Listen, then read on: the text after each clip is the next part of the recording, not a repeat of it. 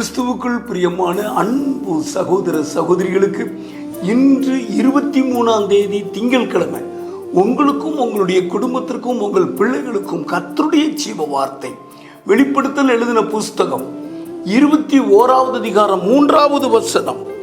மேலும் பரலோகத்தில் இருந்து உண்டான ஒரு பெரும் சத்தத்தை கேட்டேன். அது இதோ மனுஷர்களிடத்திலே தேவனுடைய வாசஸ்தலம் இருக்கிறது, அவர்களிடத்திலே அவர் வாசமாய் இருப்பார், அவர்களும் அவருடைய ஜனங்களாய் இருப்பார்கள். தேவன் தாமே அவர்களோடு கூட இருந்து அவர்களுடைய தேவனாய் இருப்பார்.